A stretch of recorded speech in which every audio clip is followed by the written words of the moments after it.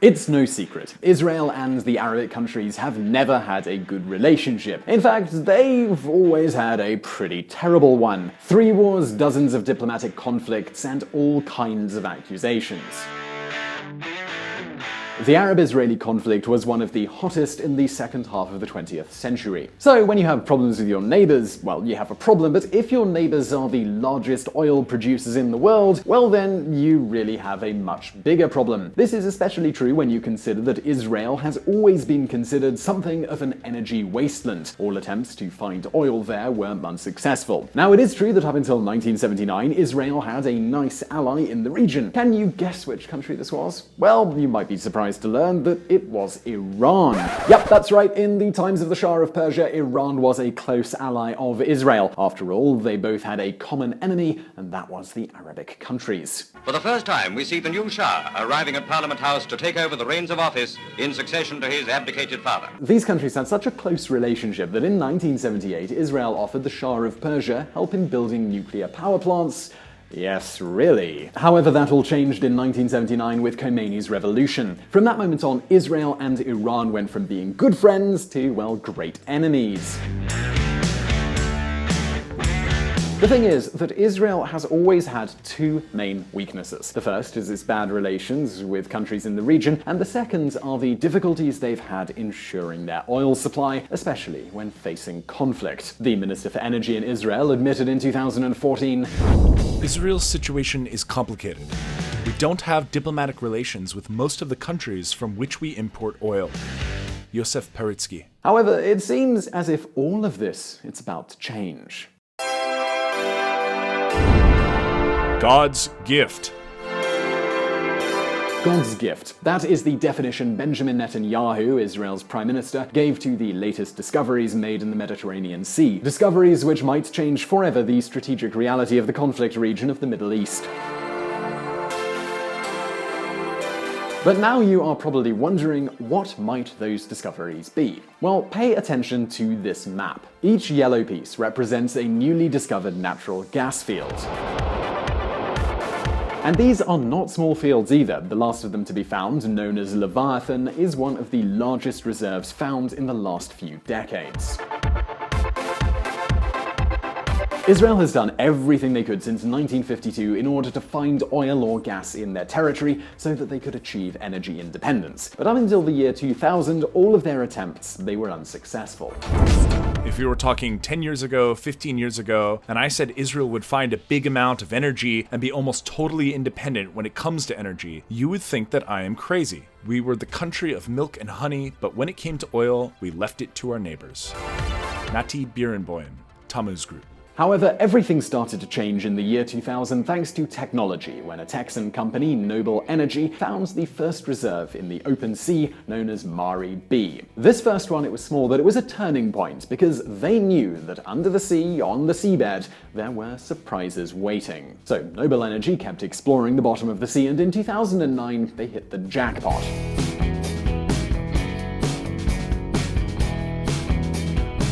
They found the Tamar reserves, whose size was significant. In fact, the reserve provides Israel with half of their electricity requirements. But a year later, in 2010, well, they didn't just hit the jackpot in the casino, they won the lottery. After spending only $100 million in the exploration of the area, Noble Energy hit Leviathan, an enormous field. So now you're probably starting to understand what's going on here a little better. It is estimated that this reserve is larger than all of the ones found in countries like Bolivia or Mexico.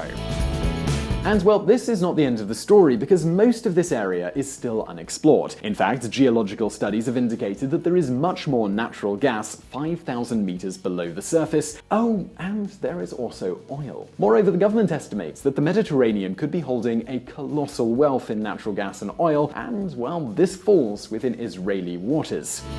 In total, the government estimates that there might be more than 3 trillion cubic meters of gas and 6 billion barrels of oil. Alright, that's all well and good, but what exactly is 3 trillion cubic meters? I mean, it's not exactly easy to picture. So you can appreciate the size of this. If these estimations are right, Israel, a small country of only around 8 million inhabitants, could become one of the top 15 countries when it comes to natural gas reserves, and in the top 20 countries when it comes to oil.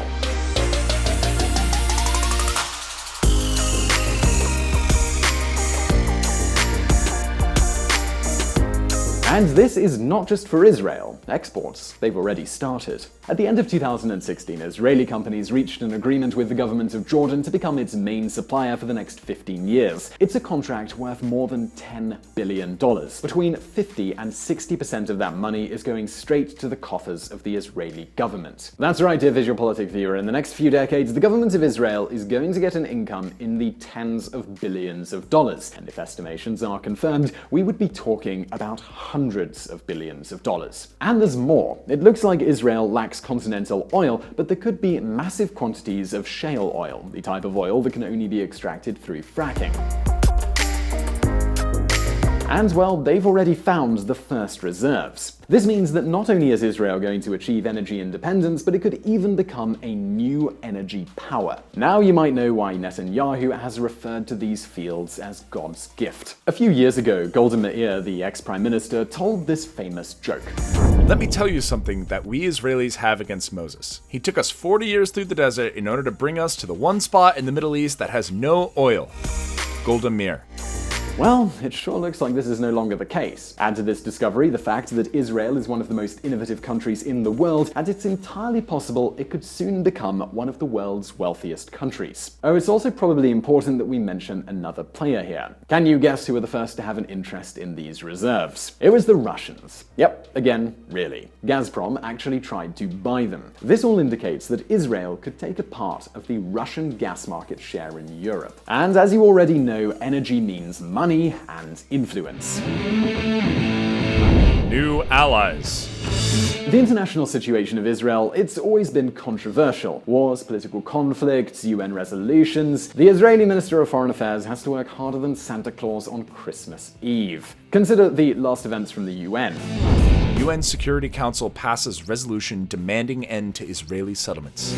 Well, despite all of this, the truth is that Israeli foreign policy is stronger than ever. Israeli authorities are determined to put an end to their dependence on the United States. And these recent gas and oil discoveries have certainly helped. For example, relations with their neighboring countries have improved quickly and by a great amount. In 2010, relations with Turkey broke down almost completely when Israel approached the Freedom Flotilla. But now these relations are being healed. This probably has a lot to do with the fact that Erdogan's country uses up massive quantities of natural gas, and their import agreements with Russia will be over in just 5 years. And we already know how unstable relations are lately between these two countries. Things are also working out great with their other neighbors, Egypt and Jordan. Israel hasn't just become Jordan's major gas supplier, but the relations with Egypt are working so well that Sameh Shrouki, the Minister of Foreign Affairs, watched football's European Championship final in the residence of the Israeli Prime Minister. Further, the unimaginable could even be happening. Some are talking about reconciliation between Israel and Saudi Arabia. Israel, Saudi Arabia are reportedly negotiating economic ties. Israel is also bonding with Cyprus, Greece, which has surprisingly become a close ally. In fact, the Israeli Air Forces now train in Greece. But the really major change has been from the east, and in this process, India was key. India has made Israel its second largest arms supplier behind Russia. In the last decade, India has bought from Israel more than $10 billion of military equipment. Their relations are so good, in fact, that in 2015, for the first time in history, the President of India went to Israel on an official visit. Narendra Modi to become first Indian Prime Minister to visit Israel. And let's just add one more thing on this subject. Up until now, Greece and India had been very critical of Israel as a consequence of the situation with Palestine. So you can imagine what a step this was for the Israeli Ministry of Foreign Affairs. And India is not the only one. Israel is also building a close relationship with China, and they are negotiating a free trade agreement. Besides, Chinese businessmen are making strong investments in the country, and they are even building a port in the city of Ashdod as part of their Silk Road project.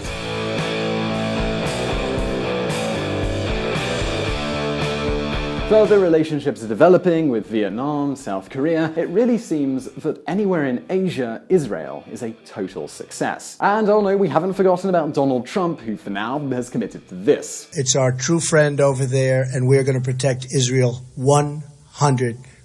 Anyway, there's still a long way to go for Israel to become an energy power, but if they do, it will have a positive effect for the area's stability, which, well, it would be a very good thing indeed. Israel is well on its way to becoming a great country, but there are still some things that need to be dealt with, like the conflict in Palestine. Luckily, better relations with Arabic countries could help in this matter a lot. So now what do you think? Do you think that this new energy wealth will contribute to the solution of this conflict? And if you enjoyed this video, please do hit that like button and do click that subscribe button if you want to receive our new videos. They come out twice per week. Also, do check out our friends at the Reconsider Media podcast. They provided the vocals for this episode that are not mine. And as always, thank you for watching.